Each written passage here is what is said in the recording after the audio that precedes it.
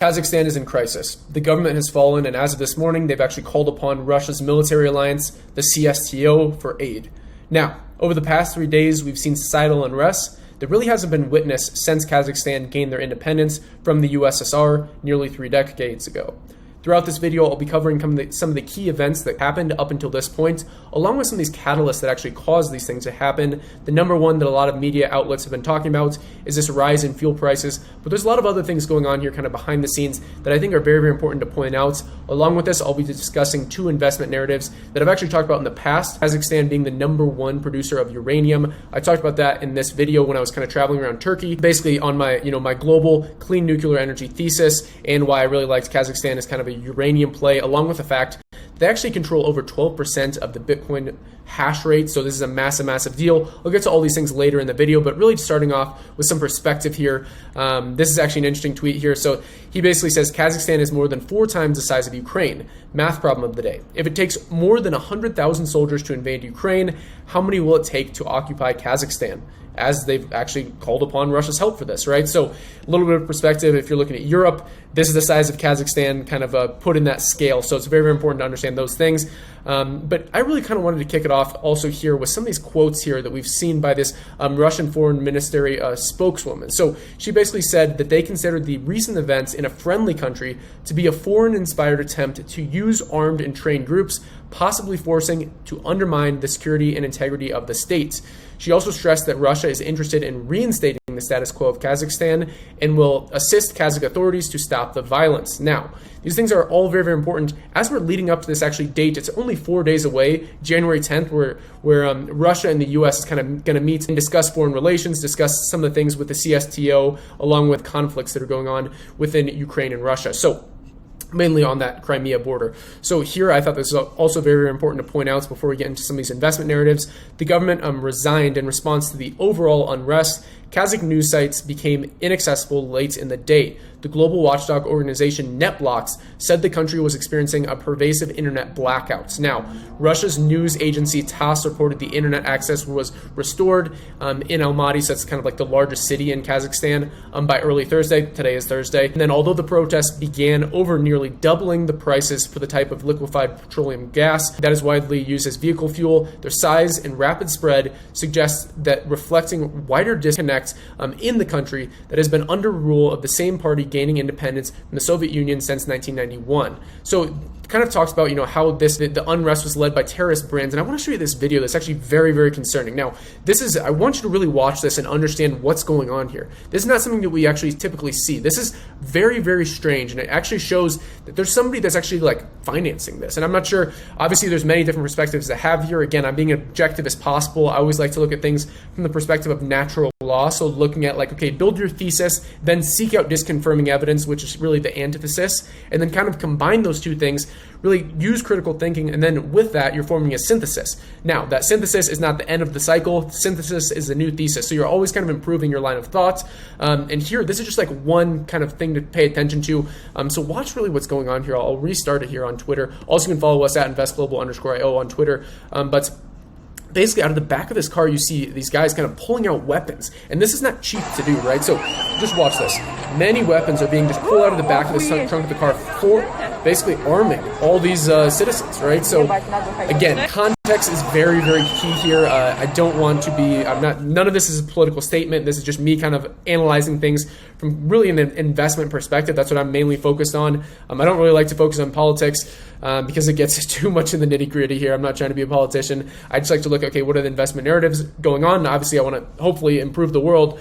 So I think analyzing these things and looking at them from a critical perspective is always important. So that's very, very concerning there, especially as they talked about this, how it's led by this terrorist group, and they believe here that is, a foreign-inspired attempt to use armed and trained groups.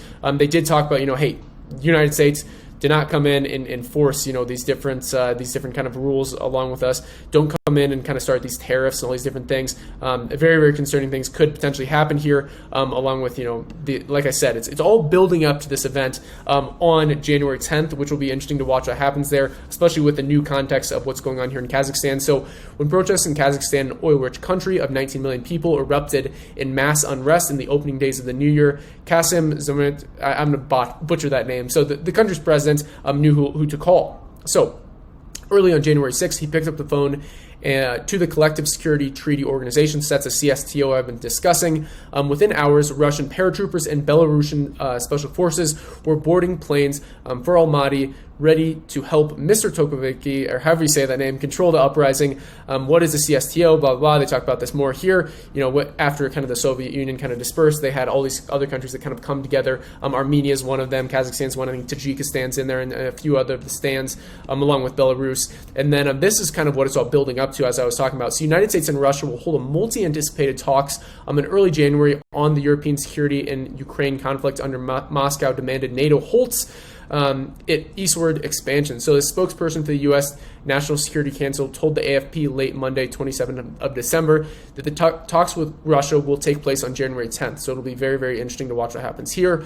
Russian Deputy Foreign Minister Sergei Rabanov on Tuesday confirmed the date and said that the talks will take place in Geneva, where the U.S. President Joe Biden and the Russian leader Vladimir Putin will meet at the first summit in June. So obviously I did want to kind of point this out.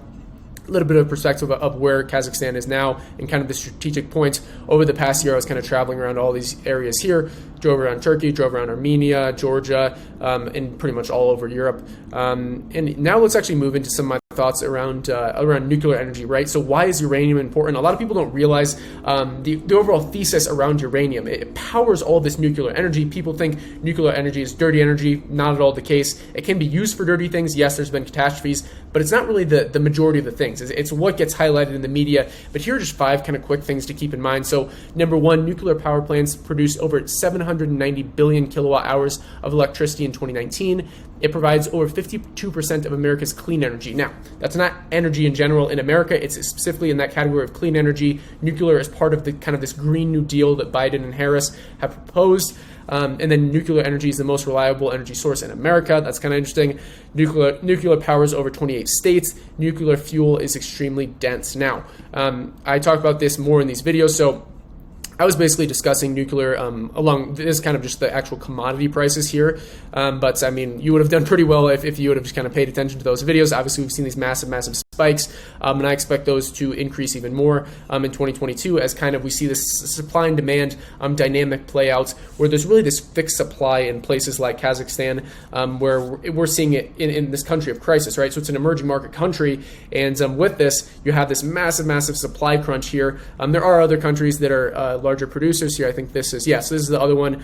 So, but you can see disproportionately it's Kazakhstan, right? So obviously these are figures in 2019, so things change a bit in 2022, but especially when you have the macro backdrop of supply chain issues, and then along with we're seeing kind of a macro perspective of the U.S. We see the Federal Reserve talking about doubling the rate of tapering, along with increasing interest rates over 3 times throughout the year.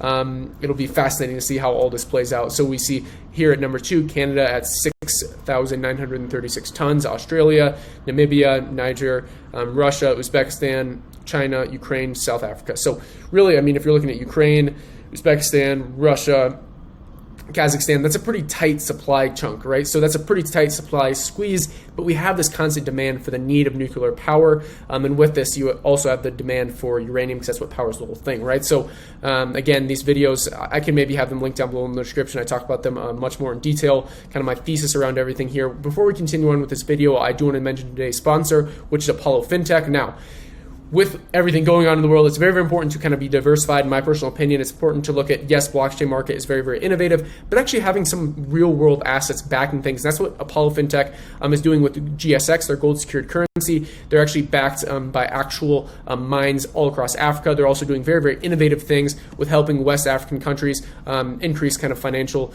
knowledge, financial freedom using the blockchain market. So they talk about, how it's backed by gold and land mineral rights assets. Now I have a full video on Apollo FinTech, why part partnered up with them. That'll be linked down below in the description. I highly recommend, if you're curious on this, if you're curious on what's going on and my thoughts around kind of how innovative they are, definitely watch that video. So let's return back to this. Now, I did want to mention this, why the world needs nuclear power. The world will need significant increased energy supply in the future, especially cleanly generated electricity. Electricity demand is increasing about twice as fast as the overall energy use and is likely to rise more than half in 2040. So nuclear power provides around 10% of the world's electricity, 18% of the electricity in OECD countries. Almost all of the reports of future energy supply in major organizations suggest an increased role for nuclear power as an environmentally benign way of producing reliable electricity on a large scale. Now, let's move into this. So like I said, Kazakhstan actually controls a large amount of this hash rate, over 12%. And when this internet blackout happened, that was a massive, massive issue. Again, if you don't understand the Bitcoin hash rate, essentially, when you're looking at the whole Bitcoin incentive network system, basically a new block is formed every 10 minutes. With this, all these computers around the world that are running the Bitcoin blockchain, kind of running this program, essentially, are kind of fighting to solve this cryptographic puzzle. Kazakhstan has actually taken a massive, massive part of this. Norway has in the past. China controlled a lot of this, but now China's kind of banned a lot of this mining. So it's pretty fascinating to see when this happens. And then also, Bitcoin took this massive, massive drop. Personally, I see this as a buying opportunity. I would be looking for a further kind of pullback down to this kind of key level of support here. So maybe we'll retest this area. Then we might see like a bearish engulfing candle. Then I'd be picking some up here. Obviously, always keeping a risk management in mind. But that's all for this video. If you guys have any questions, any comments, let me know down below in the comment section. Also, you can join the Telegram group. Again, this video was not trying to be political. I'm just really trying to break things down and share just kind of objective insights on the world around us as things kind of change. It's interesting to watch kind of this dynamic between Russia, China, and the U.S.